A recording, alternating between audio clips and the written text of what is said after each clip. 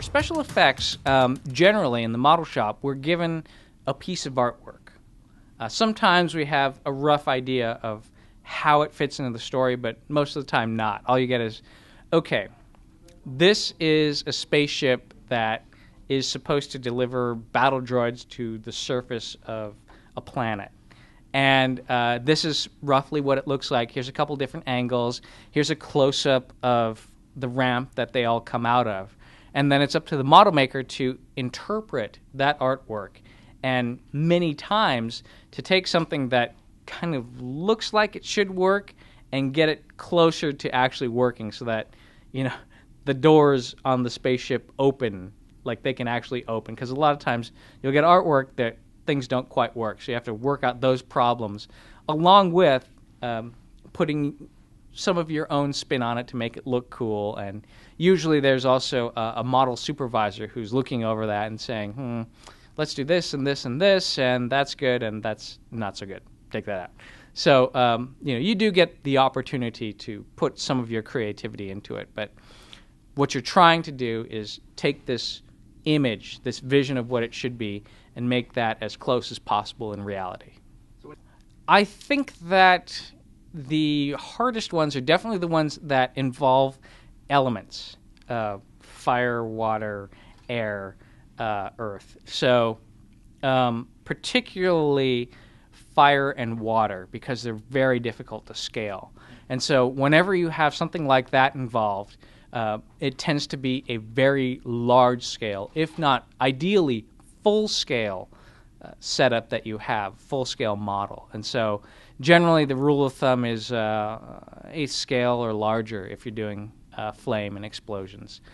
The most satisfying special effects is definitely the animatronics. I mean, without a doubt, being able to create the illusion of life, you know, the first time you turn on the Energizer Bunny and he's doing all the things that he normally does, I mean, that's a great moment when you can give a character that is essentially mechanical parts and fur. When you can give something like that life, that's really satisfying. Oh, Mr. Energizer Bunny, out for a stroll.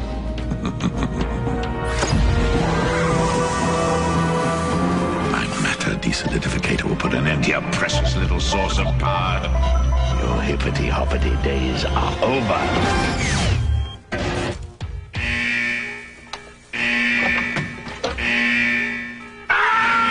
Still going. Nothing outlasts the Energizer battery. It keeps going. There have been a few close calls on the show. And one of them, I think, was probably the closest call for me, was on this myth called Creamer Cannon. And first it started out with Sawdust Cannon. And Sawdust Cannon is this thing from the internet where you take sawdust, compressed air, and road flares.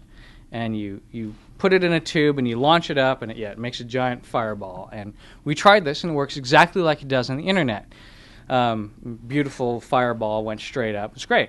So doing what we do, we always ramp it up. So we said, okay, well, instead of sawdust, let's take non-dairy creamer, which is even more volatile, and we'll get 1,000 pounds of it, and we'll get a really big tube, and we'll use Adam and Jamie's cannon, giant air cannon, and 5 road flares, and that should be a really, big, cool fireball. So we get this all set up, we set it off, and it went whoop, and it didn't do anything. We're like, oh man, that sucks, that all that work, and then it started to catch fire, and then it started to advance towards us, raining down all these, bits and pieces of burning non-dairy creamer. And, I was thinking to myself, I'm solid as a rock, right? I'm not flinching. But if I look at the video, I'm like kind of like this, backing up, and then I'm like, geez, what should I do? What should I do? And I look over to Carrie and Tori, and they're gone. Carrie's halfway up the hill. I'm like, what about me? She's like, I just grabbed the first person that was next to me and ran with them. So I think that's probably the closest we've ever come to something major happening. Grant slowly builds the air pressure to 120. Good to go. Then Tori sets the spark. The mass of the creamer in relation to the volume of air is crucial. This could either be a blast or a burp. All right, fire this puppy up. All right, here we go. Non-dairy creamer cannon in 3, 2, 1.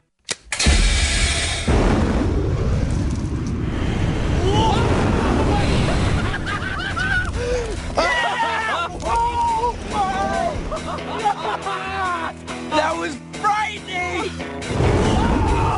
Terrifying! Did you get that on high speed?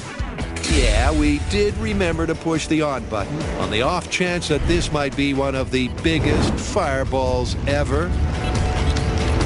This was frightening. I mean, seriously, there was a moment where I'm like, oh, crap. This was a bad idea. All I heard in my head was, run.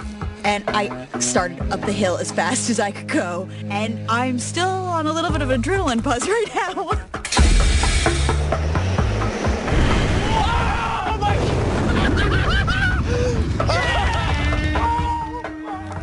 Dude, you gotta feel this. It's like the top of a creme brulee. Oh my God. I think you need a new camera. Should we take that off? Is it still rolling? Oh, look at that. Oh, whoa! Whoa, it saved it! Hey! You don't need a new lens! This viral video is twice confirmed. The flame the governor must have seen from Sacramento. But it's not a recommended science project.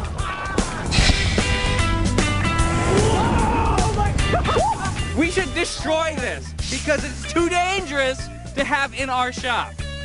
This technology should not be shared with anyone. And just in case you missed the message, I hope I don't need to tell you this, but don't try this at home. We still have like 500 pounds of this stuff. Should we try it again? Maybe after I get some new underwear. Whenever we do a large explosion or any sort of experiment that is fairly dangerous, whether it be an explosion or swimming with sharks or driving behind a big rig, we always have experts there to help us. So in the case of an explosion, we have Frank Doyle, who's a retired FBI agent, and he's an instructor for explosives technology. In that particular situation, the fire chief and the local head of the bomb squad. So it's like we've got all of these experts around us, and when we're in the water with sharks, we've got shark diver experts who are just waiting to help us if it looks like we're in trouble. So wherever we go, whenever we do something big, we've always got help.